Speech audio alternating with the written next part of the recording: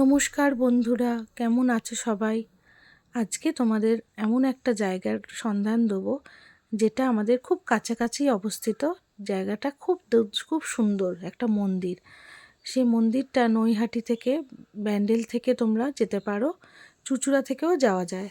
মানে কাছাকাছি যারা এখানে থাকো, দূরে কলকাতা থেকেও আসা যায়, এখানে এই ব্যান্ডেল স্টেশনে এসে যাওয়া যায়, কিংবা চুঁচুড়া থেকে তোমরা লঞ্চ করে পার হতে পারো। এ দেখো আমরা লঞ্চে উঠে গেছি, লঞ্চ পার হয়ে যাচ্ছি সেখানে।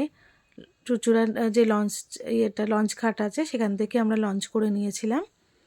খুব দারুণ লঞ্চ ছেড়ে দিয়েছে, আমরা ওপারে যাচ্ছি। কাছাকাছির মধ্যে এরকম ছোটোখাটো একটু ঘোরার জায়গা থাকলে সবারই ভালো লাগে। দেখো পার হয়ে আমরা এখন ওই পার চলে যাচ্ছি। তারপর আমরা টোটোতে বললাম লাহিড়ী বাবার আশ্রমে যাব বলে টোটোতে উঠে পড়লাম। দেখো টোটো করে যেতে লাগছে। দেখো ওই গ্রামের পথ দিয়ে আমরা এইভাবে যাচ্ছি। দেখো খুব সুন্দর লাগে, চারপাশটা এরকম গ্রামের পরিবেশ, করে যেতেও খুব ভালো লাগে।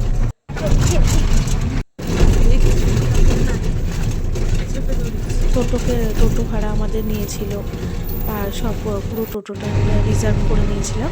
আমাদের 250 টাকা নিয়েছিল। নিয়ে দেখো পুরো ওরাই পৌঁছে দিয়েছে আমাদের।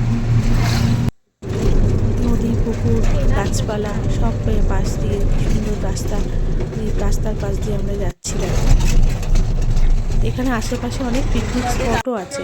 ওই পিকনিক স্পট হতে দেখো পৌঁছে গেছি আমরা লাহিড়ী বাবার আশ্রমে। আমরা যখন পৌঁছেছিলাম, আমরা 1টা নাগাদ পৌঁছেছিলাম, তখন মন্দির বন্ধ হয়ে গেছিলো।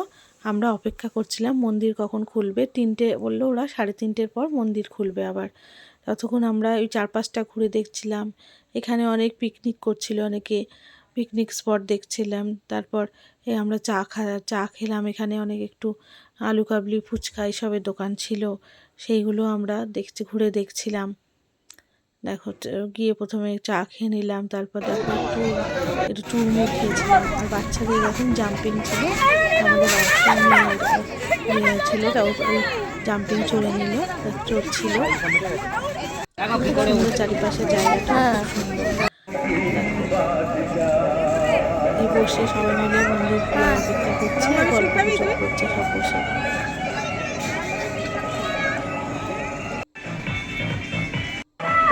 চারিপাশের গ্রামটা দেখতেও খুব সুন্দর লাগছিল।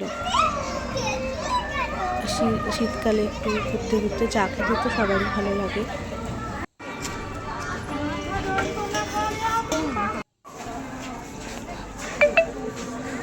এদিক ওদিক দিয়ে ফুলের চলো গেট খুলে দিয়েছিল, আমরা ঢুকে পড়েছি লাহিড়ী বাবার আশ্রমে। এটা এরকম আলো করা, তারপর দেখো চারিপাশে ফুলের বাগান করেছে, কি সুন্দর সাজিয়ে রেখেছে ওরা আশ্রমটা, বলার কথা না। মন্দিরের ভেতরে একটা মন্দির আছে, খুব দুর্দান্ত মন্দিরটা। চারপাশে দেখো ফুলের বাগান, এইরকম বড় বড় রাজহাঁস ঘুরে বেড়াচ্ছে, ময়ূর বসে রেখেছে, ময়ূর ঘুরে বেড়াচ্ছে। সুন্দর সুন্দর ফুল উঠেছে, ছোট ছোট মন্দির মাঝখানে, মন্দিরগুলোর মধ্যে এটা দুর্গা ঠাকুর, এরকম অনেক ছোট ছোট মন্দির আছে ভেতরে। চারপাশে দেখার অনেক জায়গা আছে এর মধ্যে।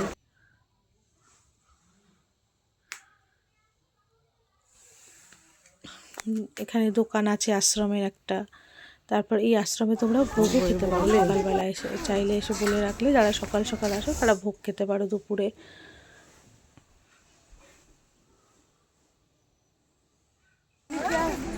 দেখো মন্দিরের কাছে আমরা চলে এসেছি।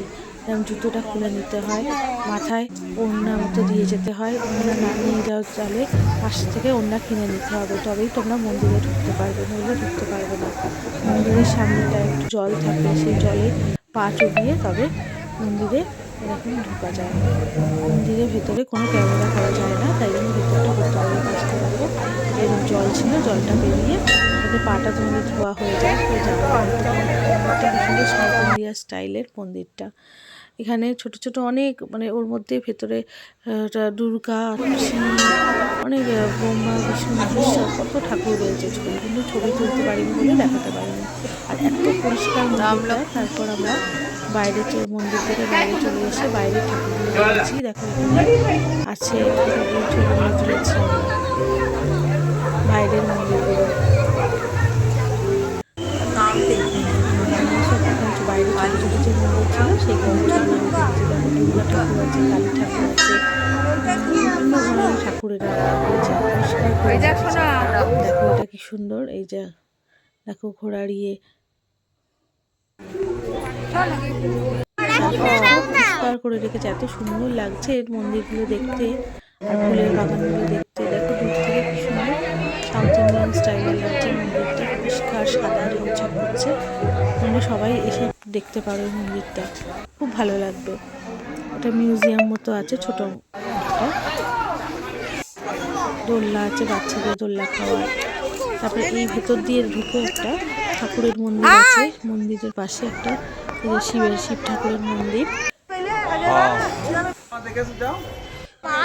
এটা একটা জায়গা যেখানে একটা ব্লেস কথা আছে যে কয়েনটা খুললে যারা কয়েনটা আটকে যাবে তা ঠাকুরের ব্লেস পাবে, আর যেটা জলে পড়ে গেলে তাহলে সেটা ব্লেস হবে না, মানে যেটা একটা কথা আছে এখানে। তারপর দেখো গায়ত্রী মাতার মন্দিরে আমরা চলে এলাম। গায়ত্রী মাতার মন্দির পাশেই ছিল।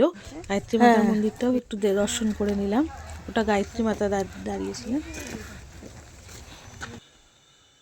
এটা গায়ত্রী মাতার চারিপাশে যে আশ্রমটা সেটা, এখানেও মন্দির আছে।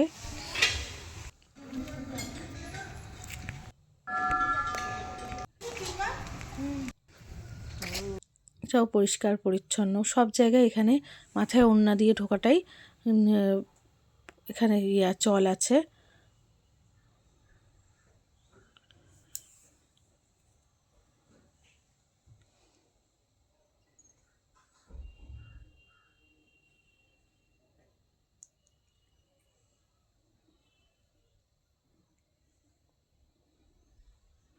খুব সুন্দর দেখো চারিপাশটা।